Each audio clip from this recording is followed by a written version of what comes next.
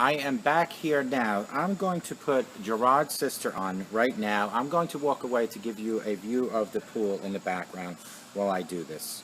Stay tuned. So, this memo is about my brother Gerard, my baby brother Gerard, aka Shorty. We called him Shorty because he was the youngest of us. My brother Alphonse, who has since passed more than 10 years ago, nicknamed him that.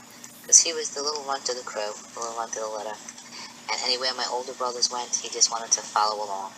So my brother would say, all right, come on, Short, let's go. Or no, Short, you can't come this way because we're doing adult things and you're too young.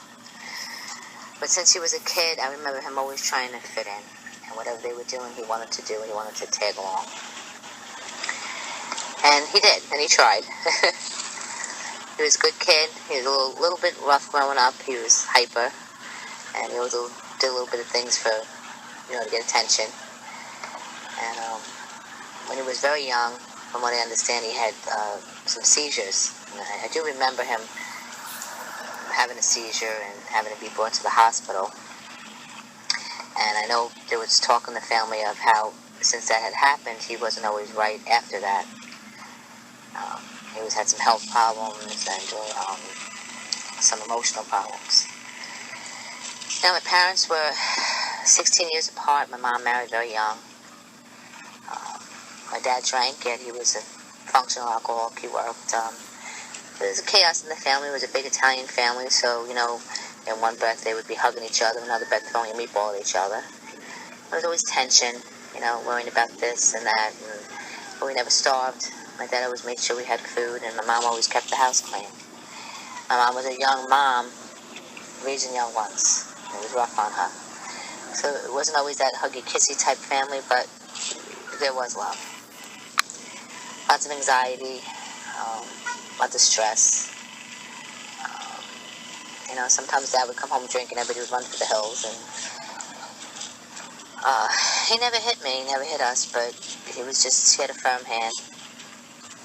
I know Gerard always felt like he was always left out. He'd talk about it often, like, nobody cares about me, I'm the black sheep of the family. He got thrown out quite often because he would cause a lot of chaos in the house, and he'd have to leave. Sometimes it would be by his drinking, sometimes it would just be by him getting in trouble with the police, little stupid teenage things that he did, which eventually led to other things as he got older. He did some hard time in jail. We used to tease him because he was known to take vehicles that were running in front of 7-Eleven, and he did some time for that. He spent most of his life in and out of facilities. I do know one thing, though, that he did always want to be happy, and he struggled with that. He struggled with himself. He struggled with his happiness. He dated a young woman then, back from our town, and he had a child with her. Handsome young man, now he's in his 30s, and he has a child himself. So Shorty had a granddaughter who he was dying to see.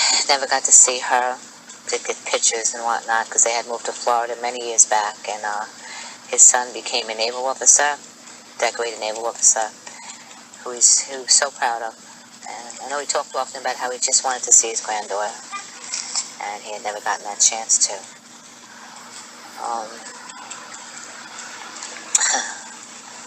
It's very hard for me to do this. Last several years were really rough. He was in and out of facilities and out of hospital. He spent some time in a coma-like state. They had to induce a coma to bring him off some drugs he had taken. He tried several suicide attempts. He had very, very, very ups and very, very downs. That was the bipolar that he was diagnosed with several years back. They placed him on medication for that, because I believe he had these issues since he was very young, but back then they didn't really diagnose anyone. It was just, everything was in a mixed bag. He did have some trouble in school. It was a rough ride for him.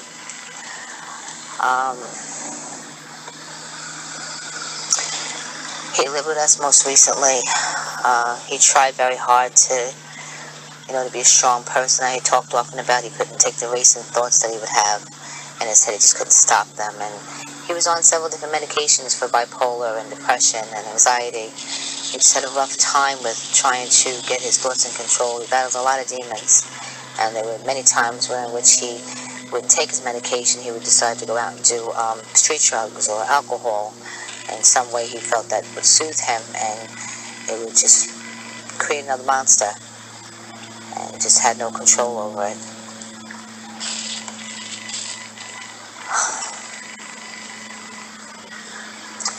And most recently, on August 26th, Gerard decided to take all of his psych medications. I found him lying lifeless in his bed. They tried to revive him, but it didn't happen. And this time, out of the many suicide attempts, he had succeeded. I want to honor his memory. I want to say that he was very loved. He was a good man. He took care of himself, his hygiene, sometimes to a fault where it was almost OCD. He loved to dress in suits. He loved wearing his suits. We used to tease him because Shorty would wear a suit to a barbecue. And he would say, "How do I look?" And I'd be like, "You look great, Short." And he'd be like, "I'm a bad motherfucker, bet, aren't I?" I'm like, "Yeah, Short, you're bad." And he looked good. He was a handsome man. He sure was. And there were times when he felt he was, and times when he felt he just was shit. And that he wasn't. But there was nothing that I could do or anyone else could do to convince him that he was a good man and a good looking man.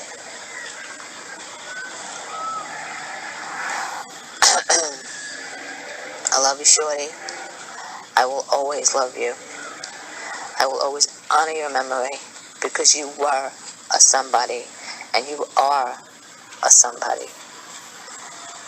If the heavens could speak now, they would open up and they would say, we have him now. We have this great man named Gerard R. Verderosa. Shorty. We have him. He's in our arms. And he shines his beautiful presence upon us all. We don't have him here anymore. But heaven has him. And his life, it does go on. In a different way, but it goes on. I love you, brother. Until we meet again.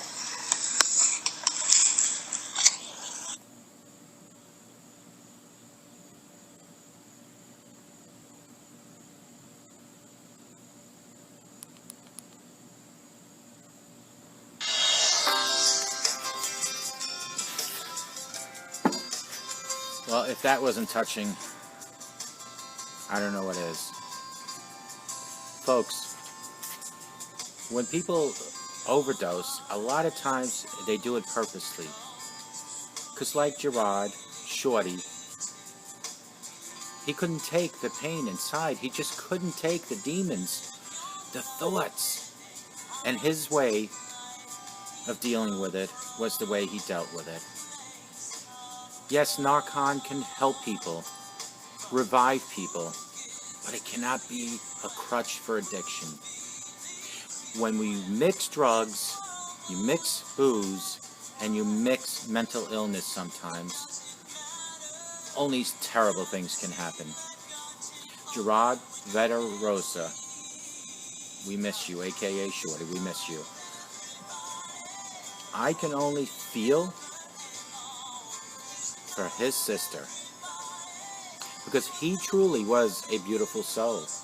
I didn't even know him directly, but I do believe his sister said that he was, every once in a while she tried to get him to watch my show. Whether he did or not, I'm not sure exactly. I think she said he did a couple times. But if I can just touch 1 out of 1 million people, just one Gerard out there, if I could save, my mission has been accomplished. For Gerard is a beautiful soul, and there are millions like Gerard out there. There are millions of people out there that are suffering from addiction and mental illness. And instead of just taking drugs over and over, they take it all at once to end their pain. We together as a society need to fight. We need to not incarcerate people that are doing drugs and alcohol. What we need to do is give them the tools to find a way to live in recovery. Folks, as many of you have known, I've been working on a book now for about 3/4 of a year. It's due to be published by a Christian publishing company sometime next year. And the name of my book is Bottoms Up, Surrendering to God, Not to Booze. Bottoms up, surrendering to God, not to booze. All the rehab in the world can help people, but it is God who will teach me, has taught me, will teach you how to live in recovery. Together, you and I, we need to learn to fight and help people, no matter where they are. We need to fight and help. I hope to God that wherever you're watching me, that you come together to help fight, save the Gerards in society. If you see someone that is telling you that they're having voices in their head and they're feeling hate in their head or hateful thoughts in their head and they just want to end it, don't sweep it under the rug. You need to help them. You need to help them. And if you hear about people that are being incarcerated due to alcoholism and drug addiction, we need to give them the tools to learn to live in recovery. The tools require our society, our people, us, God's children, to come together to help the Gerards of the world. Stay tuned for a little collage that I'm going to make for Gerard in honor of him. Shorty, we will miss you forever. And I hope while you're in heaven and you're sitting next to God that you found a peace that you couldn't find here on earth. And may God bless you, Gerard, and all your family and everyone in my audience. May God bless you.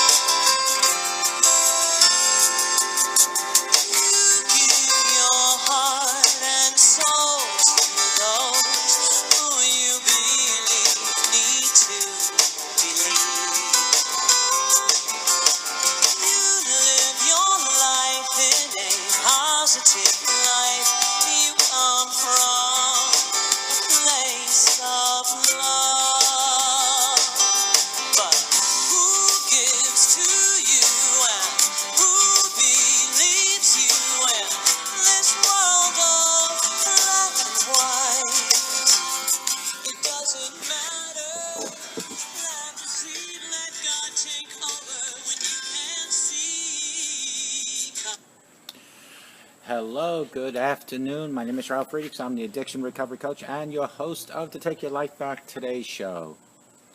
This particular show addresses a very sad situation. I have a friend whose brother overdosed, and it makes me really sad because he was a terrific person. He had a beautiful soul. Gerard Verderosa, a.k.a. Shorty, unfortunately is no longer with us. He faced the demons of addiction over and over, as many as us have in our lives. Fortunately, some of us have learned to live in recovery. Unfortunately, Gerard Verderosa is no longer with us because of that evil drugs that took his life. I want to, before I get into his sister giving us about a 7-minute little I guess you could call it like a blog or a little story about Gerard. I want to just talk about Narcan, the compass to healing, or is it a crutch in addiction? Claiming the lives of 47,000 Americans each and every year, fatal drug overdoses have skyrocketed in the past 3 decades throughout the U.S. and even the world.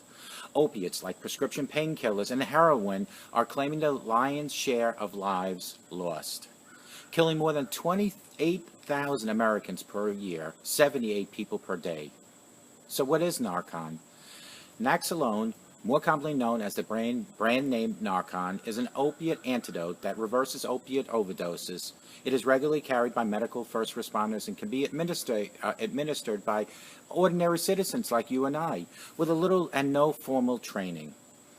In nasal spray form, Narcan is available to the public with or without prescription. In its nasal spray, it carries right around the hip.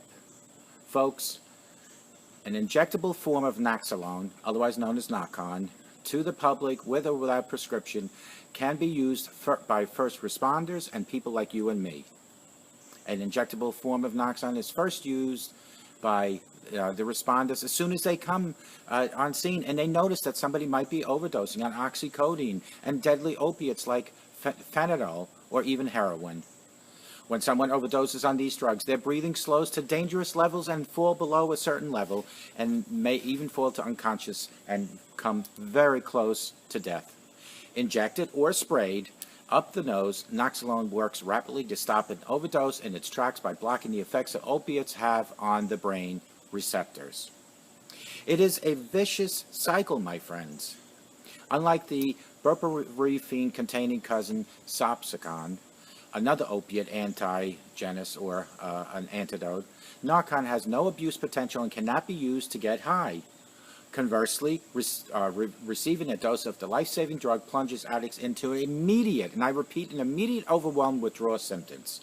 You vomit, you get diarrhea, you sweat profusely, your nose will even run. You sneeze and have runny eyes, and you ache so bad that you can't even walk. Narcan saves lives. I promise you that. It saves lives. The heartbreaking life and death and back again cycle is all too familiar to so many people, especially in the emerging medical services. First responders and firefighters who carry Narcan call it a lifesaver. But it's no cure for the heroin epidemic within this country or anywhere in the world. An increasing number of states are advocating the Narcan use is a key component in overdosing prevention, but not everyone thinks so.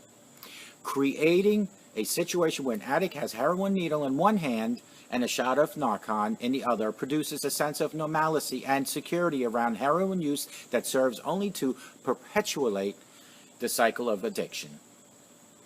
Proponents for stricter Narcan laws also point to the inherently dangerous situations EMS staff find themselves when administering the drug to the potential overdose victim.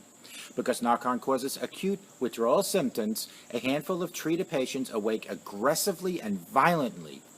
Deputy Chief John Everett of the Portland's Main Fire District and Fire Department knows the viciousness firsthand.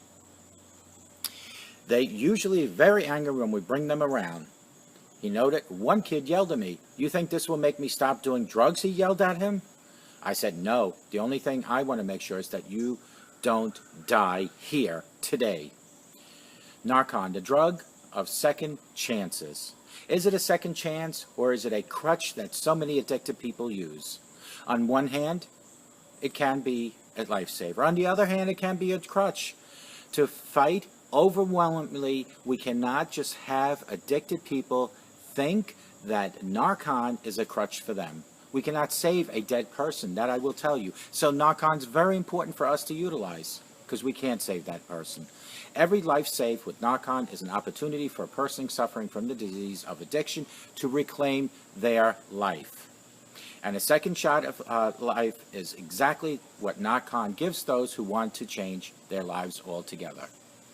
Folks, how the Recovery Village can help, how you and I can help people that are suffering. Don't have a relative, don't have a person that is at the end of their rope. Depend on Narcan, knowing that they can go all the way, knowing that they'll be safe to you. Do not let them use Narcan as a crutch. The opiate epidemic continues hand in hand with the Narcan debate throughout the United States. For those seeking an escape through substance use, the answer to lasting peace isn't more pills. Of course not. It's an honest and diligent pursuit of sobriety. Sobriety that I have found, and so many millions of other people have found. Unfortunately, there are some people that have not found that, and that's a very sad thing. I want to play a certain a clip that I had received from Gerard's sister, and let me get that out right now for you. I need to upload it here real quick. But keep in mind, Narcan, compass to healing or crutch to addiction. You make that decision, folks. Let me get her. It's right over here. And where is it here?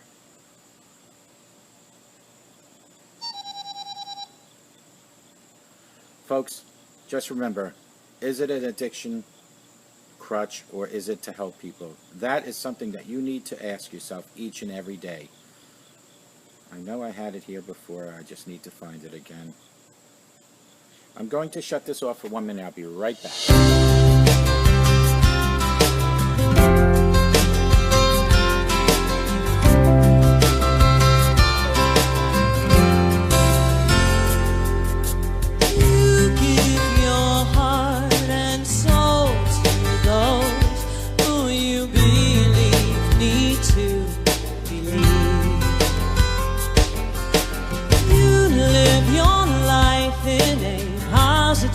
Life, you come from a place of love, but who gives to you and who believes you in this world of black and white?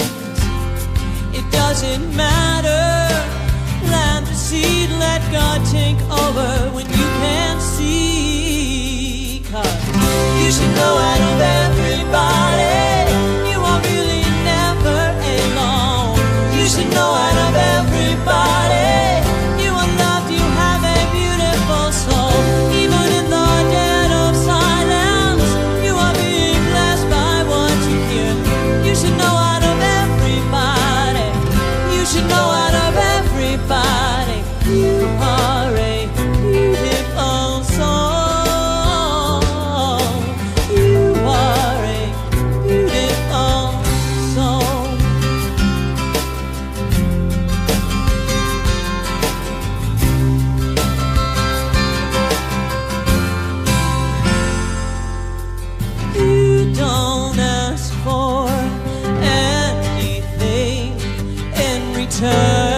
Yet sometimes you get burned.